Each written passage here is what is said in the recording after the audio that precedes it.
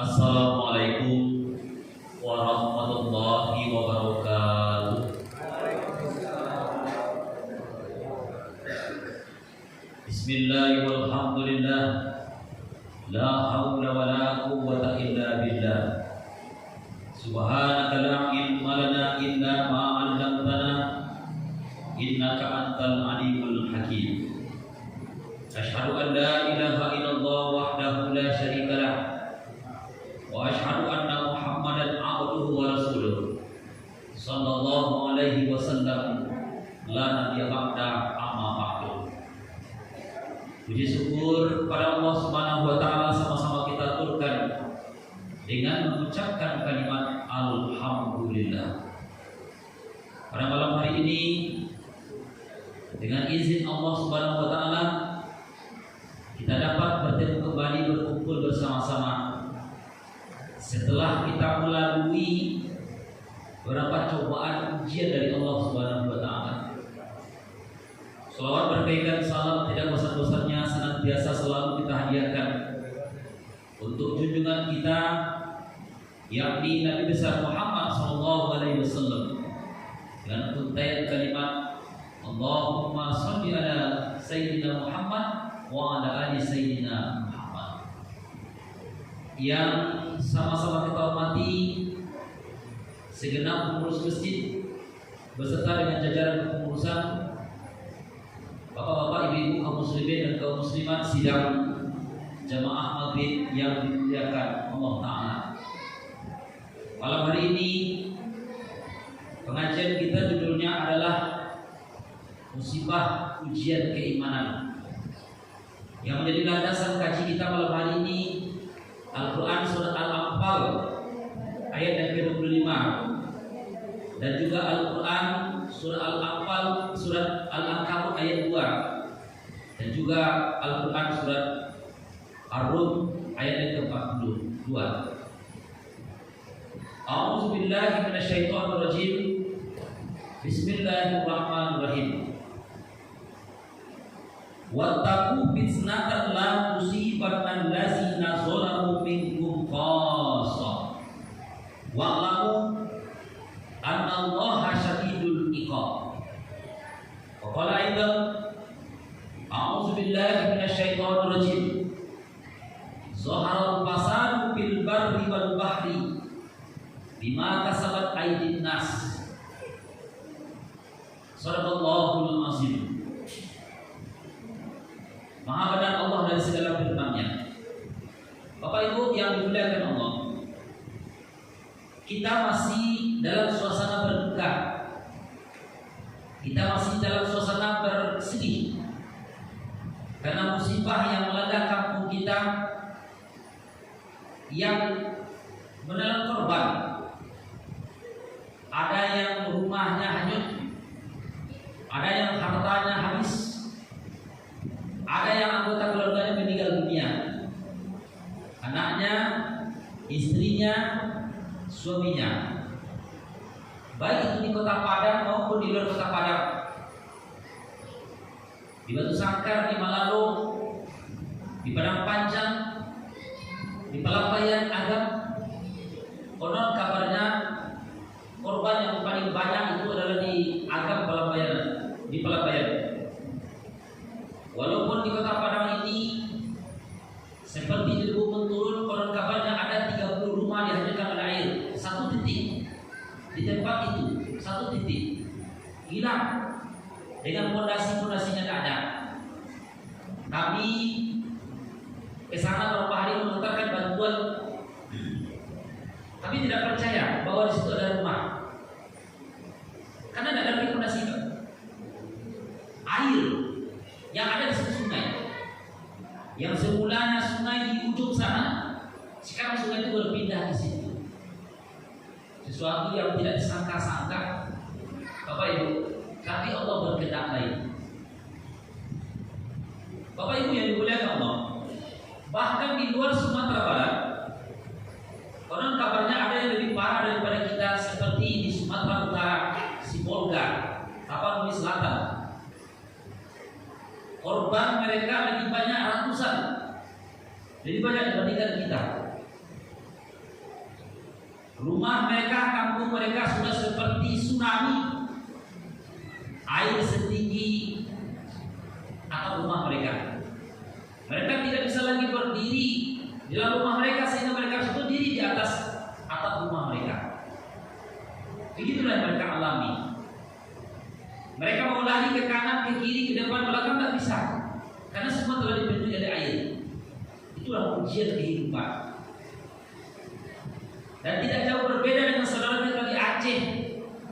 Sore tadi kami menonton berita jam 5:30 di TV One. Kami menyaksikan melalui media televisi. Subhanallah, auzubillah, seperti tsunami. Aceh Timur, 3 kecamatan terisolasi, terputus. Sampai Bupati Aceh Timur, Bapak Iskandar, itu bercerita tadi pagi, Bapak Ibu, tadi itu sangat mengkhawatirkan kita. Itulah ujian kehidupan. Bapak Ibu yang dimuliakan Allah Ta'ala, Al-Ankabut ayat 2 memberikan informasi kepada kita. Jangan ahasiban nas, apakah kamu mengira kami membiarkan manusia mengatakan ayyutraku antakulu amanna, dia mengatakan dirinya beriman. Tidak, sebelum kami uji imannya terlebih dahulu. Jadi ada ujian keimanan. Ada ujian keimanan. Hidup adalah penuh dengan ujian, dan ini garis bawahnya. Dan itu catatannya. Hidup penuh dengan ujian. Kalau tidak ada ujian, itu namanya tidak hidup. Tidak hidup.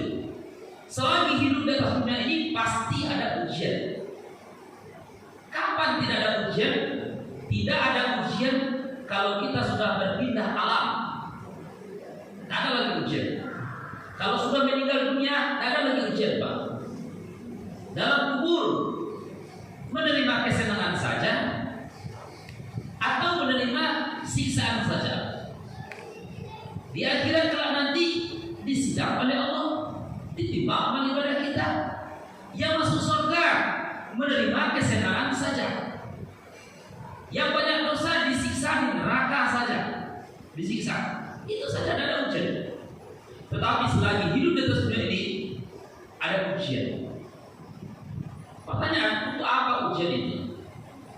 Ujian itu adalah untuk melihat kualitas iman seseorang, untuk melihat kuantitas iman seseorang, untuk meningkatkan taraf keimanan seseorang, menunjukkan layaknya seseorang itu menempati posisi itu atau tidak, layak dia masuk surga atau tidak. A'udzubillahi minasyaitonirrajim. Am hasibtum an tadkhulul jannah walamma ya'lamillahu allazi jahada minkum walamma ya'lamis sabirin. Apakah kamu mengira kamu akan masuk surga sebelum terbukti di hadapan Allah engkau adalah orang yang bersungguh-sungguh beribadah, dan sebelum terbukti di hadapan Allah engkau adalah orang yang sabirin, orang yang sabar. Maka perlu diuji dulu, Pak.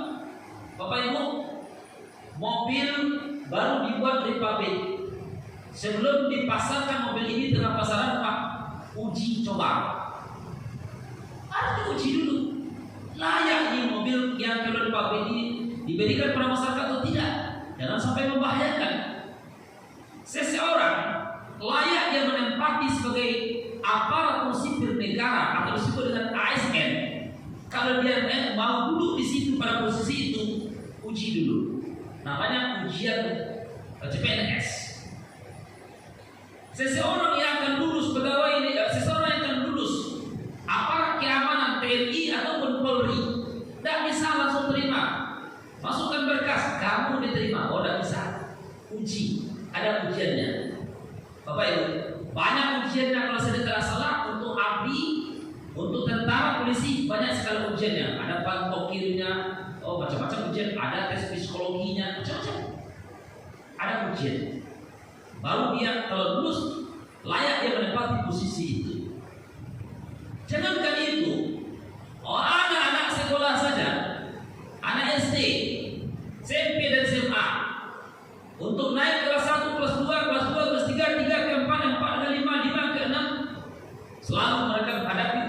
ujian-ujian. Apakah mereka kuasai pelajaran atau tidak? Apakah masuk pelajaran itu dalam kepala mereka atau tidak? Kalau telah mereka kuasai pelajaran dan telah teruji, layak mereka naik kelas. Banyak ujian Pak, pretest, postes, ujian akhir, ujian ulangan harian, ada ujian tengah semester, UTS, ada UAS, ujian akhir semester, udah mau tamat kelas 6, UN, ujian negara untuk pindah SD ke SMP. Kalau tak bisa lulus ujian UN, tak bisa diterima di SMP. Dari gambaran itu saja Pak, kita mengetahui bahwa memang hidup ini perlu dengan ujian. Dan itu syarat kehidupan, dan itu ada dalam kehidupan, ujian. Pertanyaannya, bagaimana cara melalui ujian itu? Apa trik-trik menghadapi ujian kehidupan ini? Apa langkah-langkah sintaknya untuk menghadapi ujian-ujian itu? Kan cuma itu pertanyaan. Agar kita lulus ujian kehidupan ini. Sebelum kita menjawab pertanyaan itu, Bapak Ibu yang dimuliakan Allah, mungkin orang bertanya, Ustaz, ada tetangga saya, ada pemilih saya, ada sahabat saya, dia rajin sholat 5 waktu sehari semalam, dia puasa Senin Kamis, dia selalu berzikir, dia selalu bersedekah, dia baca Quran 2 hari tiap hari. Tetapi ketika datang musibah, dia kena uji juga. Bukankah dia sudah taat pada Allah? Kalau semacam itu pertanyaan, Nabi pernah ditanya oleh sahabat. Apa kata sahabat pada Nabi? Ya Rasulullah, siapakah yang paling berat ujian di atas dunia ini? Ditanya Nabi Pak. Apa jawab Nabi? Yang paling berat ujian di atas dunia ini adalah kami para Nabi dan para Rasul. Jadi bukan kita. Yang paling berat ujian di atas dunia ini adalah para Nabi dan para Rasul, bukan kita. Bapak Ibu yang dimuliakan Allah Ta'ala, tidak usahlah kita baca seluruh nabi-nabi itu Pak. Nabi Adam, Idris, Nuh, Hud, Soleh, Ibrahim, Lut, Ismail, Ishak, Yakub, Yusuf, Ayub, Shu'aib, Musa, Harun, Zulkifli, Daud, Sulaiman, Ilyas, Ilyasan, Zakaria dan segala macam sampai kepada Nabi Isa. Kalau kita baca hadis ini, kita ambil saja beberapa contoh.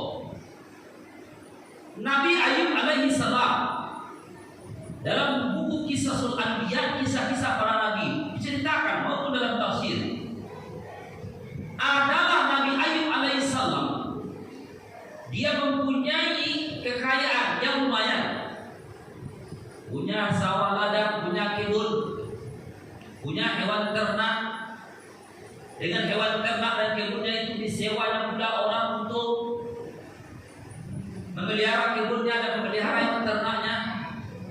Hewan ternaknya banyak, kebunnya banyak, anaknya banyak, ternaknya banyak, kendaraannya banyak. Kalau dibawakan ke zaman macam sekarang Bapak Ibu, itu Nabi Ayub punya banyak Avanza juga, punya juga dia mobil yang lain, Expander dan segala macamnya, Pajero, punya mobil. Karena itu kendaraan sekarang. Dulu dia punya kendaraan. Anaknya banyak juga. Apa kata Allah pada iblis? Hambaku Ayub itu taat kepadaku, dia sangat patuh kepadaku. Apa kata iblis? Oh, Ayub itu taat karena dia segala punya, harta banyak, hewan ternak banyak, kendaraan banyak, anak banyak. Apa atasan dia patuh kepadamu? Ya Rabb. Kalau Ayub itu miskin, kalau Ayub itu menderita, dia tidak akan taat. Taatnya itu karena dia senang sekarang. Apa kata Allah? Walaupun Ayub itu miskin, walaupun dia menderita dan tersisa, dia pasti akan tetap patuh padaku. Apa kata iblis? Kita uji dulu, kita tes dulu. Nah, uji itu dengan izin Allah Subhanahu Wa Taala Bapak Ibu, maka diujilah, maka diteslah Bapak Ibu Nabi Ayub alaihissalam ini. Dikatain oleh setan Pak. Sawah ladangnya, kebunnya hancur semuanya, musnah, luluh lantak semuanya. Dikatain setan. Habis sekian ratus juta. Kemudian Bapak Ibu, Hewan ternaknya mati satu persatu. Kerugian sekian ratus juta bulan. Bukan hanya itu, tapi kendaraan Nabi Ayub ini mati satu persatu, Pak. Ada lagi kendaraan, mau pakai apa lagi? Mati satu persatu. Bukan hanya hewan kendaraannya mati satu persatu, bukan hanya lahan pertaniannya habis hancur musnah berulang-ulang, bukan hanya saja. Bapak Ibu, hewan ternaknya mati, kendaraannya mati satu persatu, tetapi anak Nabi Ayub pun mati satu persatu. Dalam keadaan sedang berduka macam begitu, Pak, mengalami kerugian yang tak tahu banyaknya, langsung Nabi Ayub diuji dengan penyakit. Yang dia menanggung penyakit itu bukan berhari-hari, bukan berpekan-pekan, bukan berbulan-bulan, bertahun-tahun. Awak sakit, dua baduan, taga-tagaan, jalan apa-apa, badan bau lelek, anak baru mati lu, so kasar gue. Kami seorang pun anak lain. Hewan ternak lagi mati sedunia. Kebun lah hancur lah musnah sedunia. Kendaraan lah biar sedunia. Dulu ketika kayu ada orang siapa itu mama bo, siapa itu Pak RT bo, siapa itu bakwa bo, siapa itu wakam bo. Ketika Nabi Ayub sudah miskin, siapa itu? Oh, tidak tahu saya. Ini tekanan psikologis. Dan itu dihadapi oleh Nabi Ayub alaihissalam berhari-hari, berminggu-minggu, berbulan-bulan, berpekan-pekan, bertahun-tahun dengan sakit seperti itu. Lama, Pak. Sampai istri Nabi Ayub mengatakan kepada suaminya, "Ya Nabiullah, bukankah engkau Rasulullah? Bukankah engkau utusan Allah? Bukankah engkau Nabi Allah? Doamu dikabulkan oleh Allah. Mintalah pada Allah agar engkau disembuhkan." Kenapa istri Nabi Ayub sampai berkata demikian? Karena sudah lama dia sakit. Istrinya menyuruh kepada Nabi Ayub berdoa pada Allah agar disembuhkan. Apa doa Nabi Ayub? Maju aku pada Allah. Kenapa? Aku hitung-hitung masa sehatku dengan masa sakitku belum seimbang. Masih panjang masa sakitku, masih panjang masa sehatku, lama masa sehatku dibandingkan masa sakitku. Maju aku kepada Allah. Itu katanya apa? Namun berkat iman yang kuat, berkat kesabaran Nabi Ayub, sampai pada akhirnya Nabi Ayub ini disembuhkan kembali oleh Allah Subhanahu wa taala. Kesembuhannya itu Bapak Ibu, wajahnya lebih bagus dibandingkan dia sebelum sakit. Hartanya lebih banyak dibandingkan sebelum dia sakit. Hewan ternaknya lebih banyak dibandingkan sebelum dia sakit. Anaknya diganti lagi oleh Allah Subhanahu wa taala. Dan kehidupan yang lebih daripada sebelum dia sakit itu. Kenapa? Karena kesabarannya. Itu kok Nabi Ayub. Kurang apa Nabi Ayub? Ketaatan pada Allah kurang apa? Taat, patuh. Cuma ujian kehidupan. Nabi Ibrahim lain pula halnya apa? Diuji oleh Allah. Gelarnya apa loh? Nabi Ibrahim itu gelarnya Khalilullah, kekasih Allah. Hidupnya penuh juga dengan cobaan ujian, Pak. Ayahnya membuat patung, sedangkan dia adalah orang yang melarang untuk menyembah patung dan membuat patung. Dihadapi ayahnya. Orang kampungnya menyembah patung bertahun-tahun, termasuk keluarganya Bapak Ibu. Dia sendiri melarang orang untuk menyembah patung. Dia hadapi orang kampungnya, dia hadapi keluarganya. Cobaan. Menikah dia Pak dengan istri yang pertama, bertahun-tahun menikah tidak dapat anak. Bertahun-tahun tidak dapat anak. Tidak dapat anak. Itu cobaan ujian. Sampai dengan istri kedua baru dapat anak. Datang ujian. Apa ujiannya? Allah menyuruh pisahkan antara istrinya pertama dan istri kedua. Antarkan ke mana? Bukan antarkan ke kota. Antarkan ke tempat yang gersang, kering, kerontang, tak ada orang tinggal situ. Satu tetes pun air tak ada di situ. Dia ada sekarang Mekah Al-Mukarramah. Didoakan oleh Ibrahim, Allahumma ja'al hadza baladan aminan. Tinggalkan anak di situ, Pak. Berpisah dengan anak kesayangan, anak satu-satunya, bertahun-tahun ingin mendapatkan anak, sekarang dapat anak. Berpisah, ujian. Lalu Bapak Ibu kembali dia dengan anaknya itu. Setelah mendapatkan anak dengan istri kedua, ditengoknya anaknya. Sedang asik dia mendapatkan kasih sayang dari bapaknya Ismail alaihissalam. Datang perintah dari Allah, sembelih anaknya. Dia mau ujian. Nabi Muhammad bagaimana ujiannya Pak? Dalam kandungannya meninggal bapaknya. Masa dia kecil-kecil dengan ibunya, sedang dia merasakan enaknya kasih sayang dari ibunya, belayan kasih sayang dari ibunya, meninggal pula ibunya. Dia surat Al-Duha. Kami dapati itu dalam keadaan yatim, piatu. Ya Pak.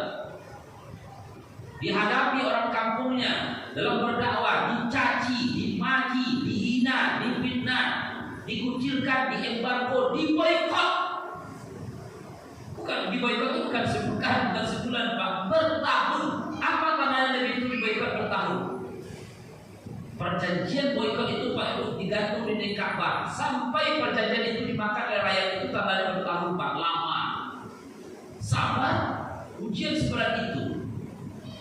Jadi Bapak Ibu yang dimuliakan Allah, yang paling berat ujian itu sebenarnya ini adalah para nabi dan para rasul.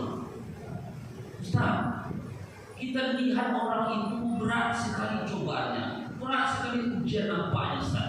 Sekarang kita lihat ayat, la yukallifullahu nafsan illa wus'aha, laha ma kasabat wa 'alaiha ma kasabat, la yukallifullahu nafsan illa wus'aha. Allah tidak membebankan suatu beban kepada seseorang kalau dia tidak sanggup untuk memikulnya. Kalau dia tidak sanggup memikulnya apa? Allah berikan juga beban itu kepadanya. Kesedoni dan kita mengatakan Tuhan tidak adil. Dia tidak sanggup. Apa itu? Allah berikan beban itu kepada manusia. Dia memikul beban itu tanpa dia sanggup. Apa Ibu yang dimuliakan Allah? Ada orang kaya. Mungkin ada orang paling kaya di sini. Apa itu? Kenapa dia kaya? Lalu Bapak Ibu yang dimuliakan Allah, ada seseorang dia tidak kaya. Secara uang dia tidak kaya, tapi dia memiliki ilmu. Kenapa orang ini memiliki ilmu? Tidak memiliki harta yang banyak. Kan begitu? Karena dia tidak sanggup memikul beban itu Pak. Yang sanggup dia memikul beban itu, beban ilmu yang sanggup dia pikul. Yang orang kaya ini dia sanggup memikul beban kekayaan itu. Sedang ada ayat yang dimuliakan Allah SWT. Allah meletakkan beban kepada seseorang itu sesuai dengan kemampuannya. Laha ma kasabat wa 'alaiha ma kasabat. Sedang ada ayat yang dimuliakan Allah SWT. Ketika datang suatu cobaan, datang suatu ujian, dalam bentuk apapun ujiannya, apapun bentuk ujian kehidupannya, miskin, sakit, gempa, tsunami, banjir, longsor, dan segala macamnya menimpa seseorang. Bapak Ibu, sekarang sedang jemaah yang dimuliakan Allah Ta'ala, kita lihat dalam Al-Anfal 25. Apa kata Allah? A'udzubillahi minasyaitonirrajim. Wattaqu fitnatan la tusibanna alladziina zalamu minkum khassah. Wallahu annallaha syadidul iqab. Wattaqu, takutlah kamu terhadap suatu fitnah yang ketika fitnah itu datang menguji kamu. Dia bukan hanya menimpa orang-orang yang menzalimimu saja, bukan mereka menimpa orang berbuat jahat saja, bukan hanya menimpa orang berbuat zalim saja, bukan menimpa orang berbuat jahat saja. Tapi juga menimpa orang baik-baik ketika musibah itu datang.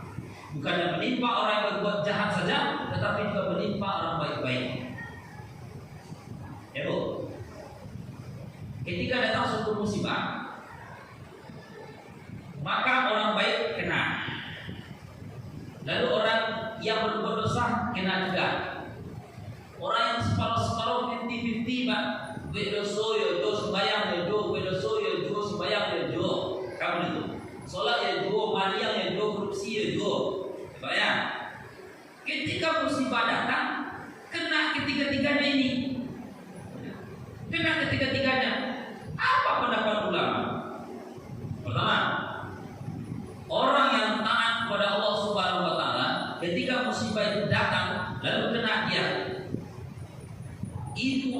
ujian keimanan baginya. Karena hidup ini penuh dengan ujian. Itu adalah ujian kehidupan. Apa bentuk ujian kepadanya? Bentuk ujian kepadanya bukan pangkat, bukan jabatan, bukan kekayaan, bukan penyakit, bukan kemiskinan, tetapi musibah. Itu. Apakah bentuk dalam gaji dan semacamnya? Ujian keimanan baginya. Allah lihat bagaimana keadaannya ketika dia sedang ditimpa musibah. Orang yang taat ini lari dia dari Allah, mengumpat Allah kakinya, atau makin dekat dia dengan Allah. Kan begitu Pak? Ya manusia ini berbeda-beda. Boleh jadi Pak, orang yang selama ini taat, tapi ketika dia datang musibah kena dia, boleh jadi dia lari dengan Allah, boleh jadi dia mengumpat Allah, boleh jadi dia berhenti. Dari itu sembahyang boleh bodoh, betul. Karena selama kau sembahyang itu kau dekat kau Jawa. Ada yang sembahyang pada masa jiwa betul. Dan sama kau masa jiwa, adiku baca karena itu bodoh. Kau tidak lulus ujian, tidak lulus ujian. Apa itu? Tetapi kalau dilihat kondisinya ketika datang bencana, dia tetap sholat, dia tetap patuh kepada Allah SWT. Maka yang mengatakan ya ayyuhallazina amanu ista'inu bis-sabri was-shalah. Itu ayat tentang menghadapi musibah. Mintalah kepada Allah ketika dalam bencana, mintalah kepada Allah. Minta tolonglah kepada Allah. Ista'inu bis-sabri, dengan sabar, was-shalah, jangan tinggalkan sholat. Mau gampu tak gampu, sholat tetap. Mau banjir tak banjir, tetap sholat. Mau tsunami tak tsunami, tetap sholat. Bagaimanapun keadaan situasi kondisi, dia tetap sholat. Ista'inu bis-sabri was-shalah. Artinya dia konsisten Pak. Kalau sudah demikian Pak, sudah teruji, cap stempel, tak berhasil surga. Al-hasibtum anta dakhulul jannah walamma ya'lamillahu allazi jahada minkum. Nampak jahat Pak, bersungguh-sungguh dia. Ya Bu, sebelum kena bencana dia taat dan patuh. Setelah datang musibah dia kena, dia tetap patuh. Sudah teruji, cap stempel, tak layak masuk surga. Pasti untuk anda dakhulul jannah. Teruji, barang pula teruji. Dulu sensor Pak. Tapi kalau menjauh dari Allah, anda belum teruji. Bapak Ibu yang dimuliakan Allah Ta'ala. Yang kedua, 50-50. Salat iyo berdosa yo. Ya, salat iyo panjang yo, salat iyo kursi yo. Ketika datang musibah, lalu kena dia. Apa namanya bagi mereka? Ulama mengatakan itu adalah peringatan bagi mereka. Peringatan al-i'lan. Kalau tadi ujian gimana? Kalau inilah peringatan. Hai pembuat dosa, kembalilah kepada jalan yang benar. Masih ada kesempatan untuk bertobat.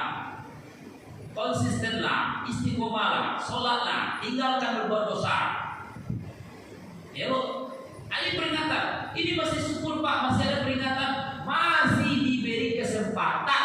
Tapi ada yang dalam kehidupan ada juga Pak. Dan ada kesempatan, itu balaku itu dosonya lagi. Macam itu nak Pak, itu dosonya lagi. Kalau tidak mempan peringatan itu begini Pak, tidak mempan. Itu, tidak mempan peringatan itu. Nanti dia akan pindah ke kelompok ketiga nanti. Apa kelompok tiga Pak itu? Ada orang yang selalu berbuat dosa.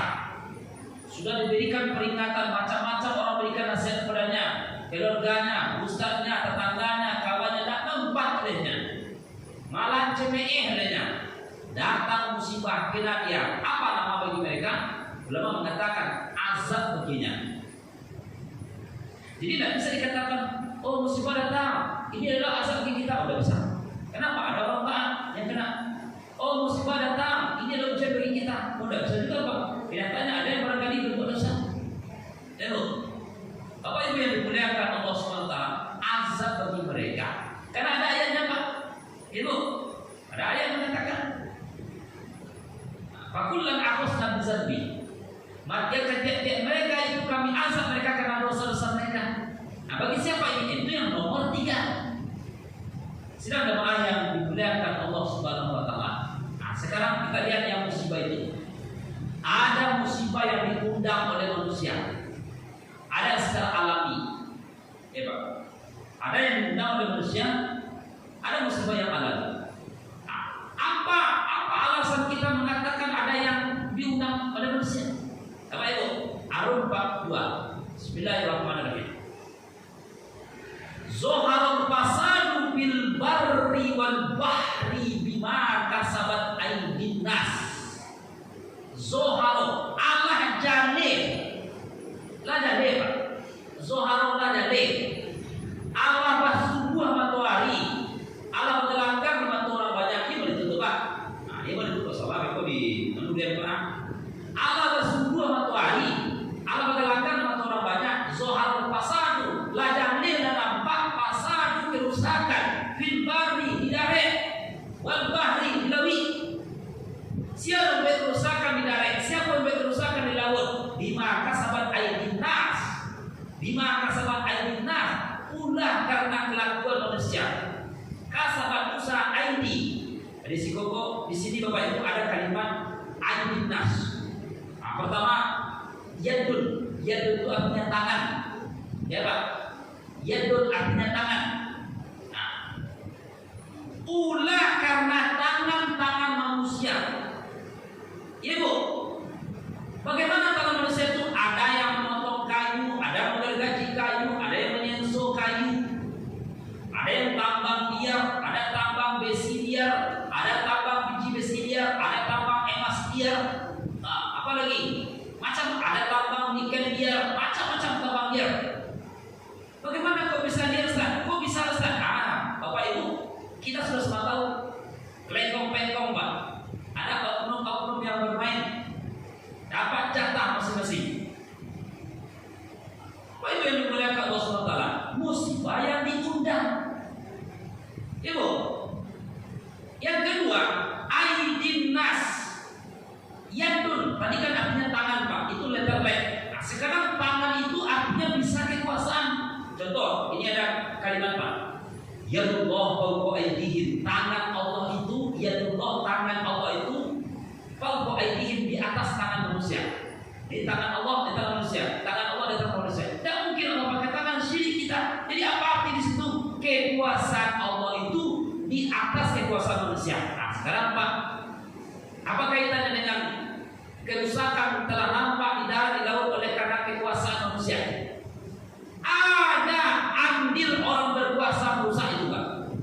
Apa andil mereka? Memberikan izin tanda tangan. Bapak lakukan itu. Jelas kekuasaan. Bapak Ibu yang dimuliakan Allah SWT. Bapak Ibu sudah Ibu melihat batang air yang di belakang baskom.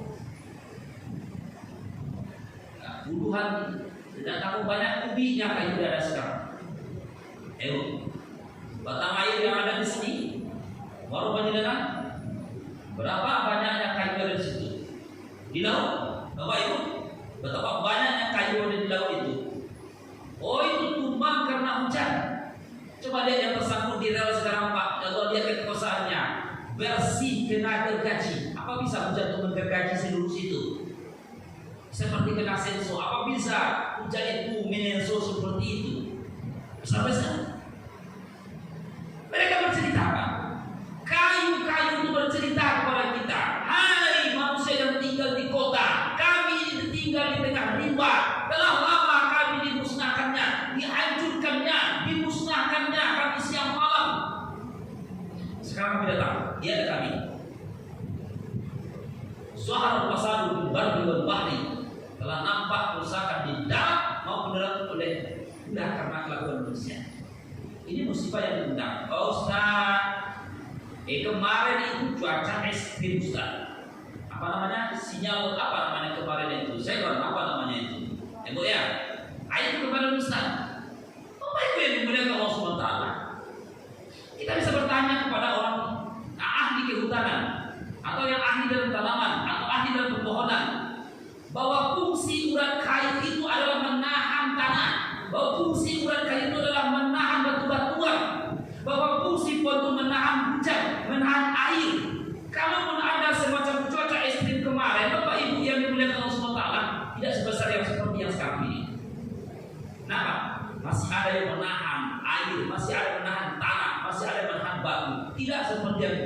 sekarang ini.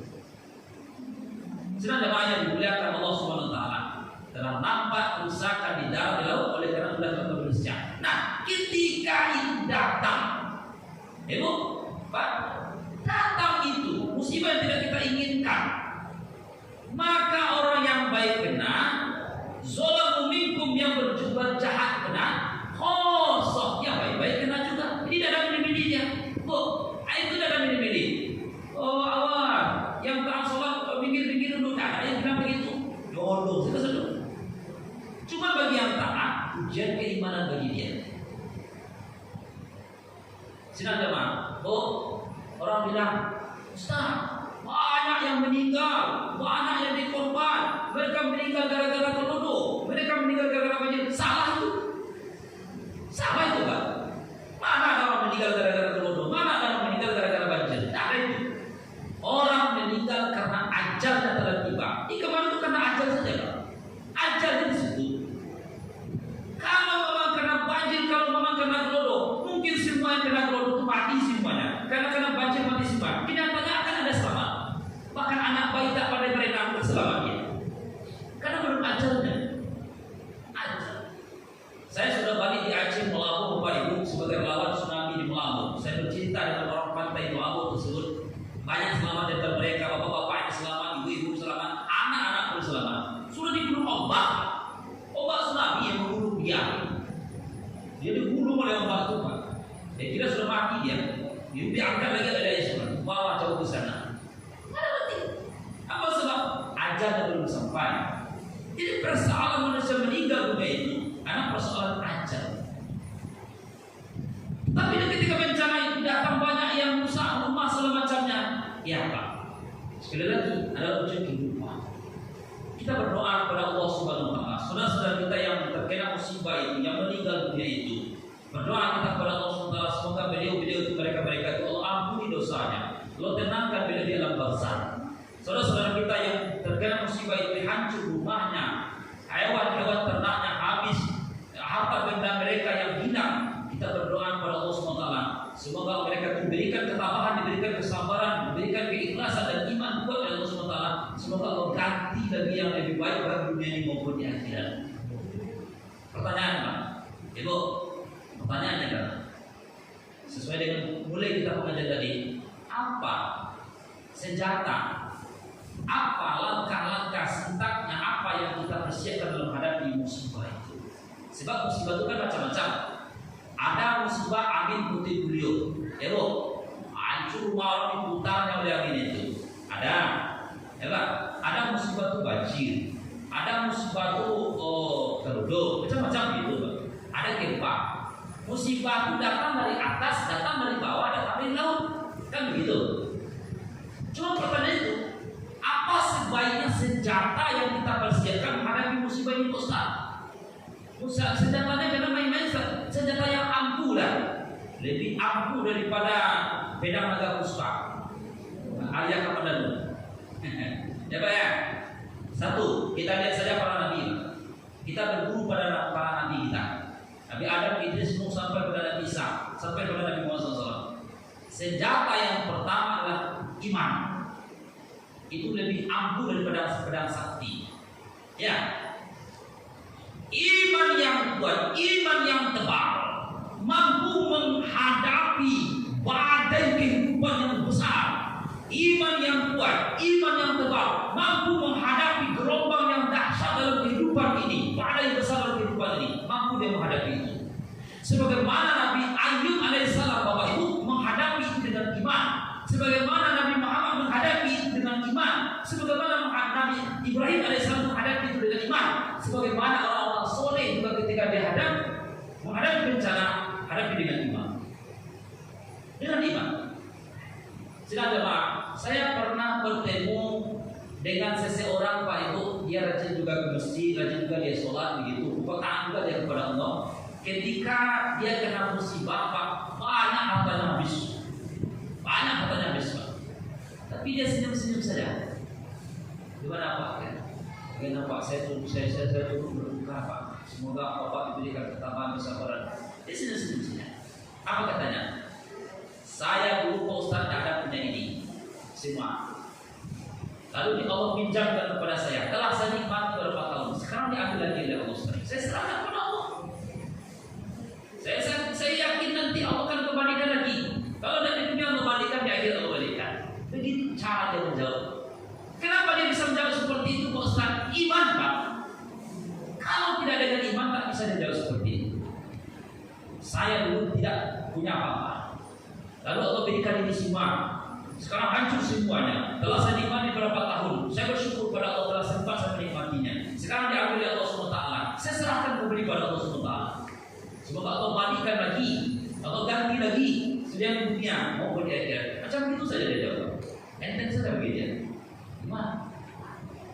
Karena harta itu tidak diletakkan di hati. Harta itu tidak, yang harta itu dia genggam, bukan dia digenggam oleh dunia. Iman. Apa yang dimuliakan Allah? Iman inilah bertahun-tahun lamanya Nabi Muhammad tanamkan ke dalam dada para sahabat. Nabi menanamkan iman itu bukan setahun, bukan sebulan, Pak. Bertahun-tahun lamanya. Begitu pentingnya iman itu. Untuk apa kita duduk di masjid ini? Untuk apa kita mendengarkan diri ini? Tak lain tak bukan apa itu adalah mempertajam keimanan kita kepada Allah SWT. Tak lain tak bukan. Karena Nabi Muhammad juga lakukan ini, Pak, di Masjid Madinah. Di medan pertempuran Nabi juga menanamkan keimanan itu dalam dada para sahabat. Tajdid imanaka, perbarui iman. Ini doa kita selesai salat, Pak. Allahumma ahyina bil iman, wa amsna bil iman, wa asuna bil iman, wa adkhilna jannata ma'al iman. Ya Allah, hidupkan aku dalam keadaan beriman, matikan aku dalam keadaan beriman, kumpulkan, bangkitkan aku di akhirat bersama orang beriman, dan kumpulkan aku di akhirat bersama dengan orang beriman, masukkan aku dalam surga bersama dengan orang yang beriman. Bapak Ibu, iman dia punya energi. Ya Pak, berulang-ulang kali Nabi, berulang-ulang kali sahabat Nabi membuktikan bahwa iman itu punya energi. Apa contoh? Nabi memimpin pertempuran perang Badar. Pasukan Nabi 300, pasukan musuh ribuan. Secara itu matematika yang kalah yang sedikit, Pak. Kenyataannya yang menang siapa? Pasukan Nabi. Kenapa pasukan Nabi bisa menang? Apa itu rahasianya? Iman, Pak. Mereka berperang karena Allah. Ada panglima, Bapak Ibu, dia pernah hidup bersama Nabi dan pernah berjuang bersama Nabi. Dan setelah Nabi meninggal dunia, dia masih hidup juga, Pak, dan dia telah mengikuti pertempuran peperangan ratusan kali. Dia memimpin pertempuran, Pak Ibu, karena dia panglima jenderal. Setiap pertempuran itu dia tidak pernah kalah satu kali pun, walaupun sudah memimpin pertempuran ratusan kali. Siapa namanya? Khalid bin Walid. Karena dia menang terus dalam pertempuran, tidak pernah kalah ratusan kali, Pak. Orang memuja-muja dia. Siapa yang pertempuran? Khalid, insya Allah menang kita. Jadi sudah diputuskan. Maka dipecatlah Khalid bin Walid itu oleh Umar bin Khattab. Dipecat dia, Pak. Dia dipecat dalam pertempuran. Ya, Bu ya. Apa kata orang? Khalid, bukankah Anda telah dipecat oleh Khalifah Umar?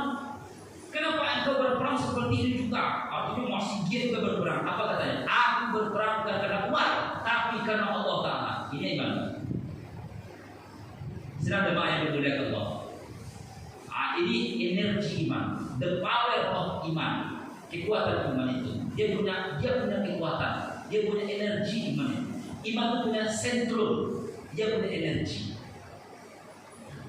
Yang kedua, Bapak Ibu, apa senjata yang dipakai oleh para nabi dan para rasul dan orang soleh ketika menghadapi musibah? Sabar. Ya, Bu. Sabar. Dia pulangkan kepada Allah. Dia serahkan kepada Allah. Dia bertawakal kepada Allah Subhanahu wa taala. Sabar dia menghadapi. Itu yang dipakai oleh Nabi Ayub alaihissalam, itu yang dipakai oleh Nabi Ibrahim alaihissalam, itu yang dipakai oleh Nabi Muhammad alaihissalam, itu yang dipakai oleh para sahabat Nabi yang lainnya dan orang-orang soleh. Wabasiris sobirin. Jadi kabar gembira kepada orang yang bersabar. Fasobrun jamil, sabar itu yang lebih indah. Lalu ayat mengatakan, am hasibtum an tadkhulul jannah walam ya'lamu allazi ja'u bikum walam ya'lamu as-sabirin. Artinya apakah kamu mengira kamu akan masuk surga sebelum terbukti di hadapan Allah engkau adalah orang yang bersabar? Kalau sudah terbukti sabarnya, am hasibtum an tadkhulul jannah, layak dia masuk surga. Kata ayat itu. Kenapa? Sabarnya telah teruji. Sabar bukan hanya ketika ditimpa oleh musibah sesuatu yang tidak kita inginkan, tetapi sabar ketika diberikan kebaikan oleh Allah. Lana bulukum bisyarri, lana bulukum bil khairi. Lana bulukum bisyarri, ujian keburukan. Lana bulukum bil khairi, ujian kebaikan. Begitu kata ayat. Apa ujian kebaikan? Pangkat, jabatan, kekuatan, kesehatan, ada ujian Allah. Kekayaan, anak, lana bulukum bil khairi, ujian kebaikan. Ada yang lulus dan tidak. Ada yang lulus ujian kekayaan, dia berlimpah, bersaingkan naik haji, menghajikan orang, naik umroh, dia mengumrohkan orang, mengkuliahkan orang dan segala macamnya. Menolong ayat ini.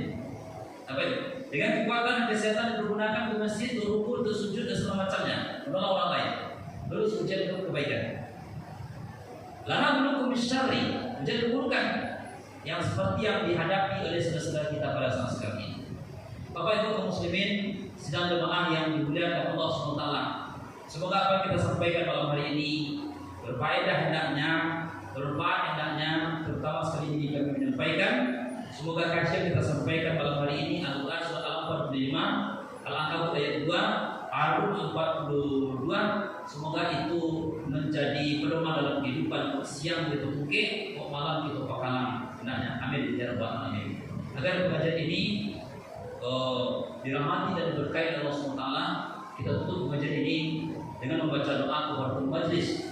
Subhanallahumma wa bihamdika, asyhadu an la ilaha illa anta, astaghfiruka wa atubu ilaik. Walhamdulillahi rabbil alamin. Assalamualaikum warahmatullahi wabarakatuh.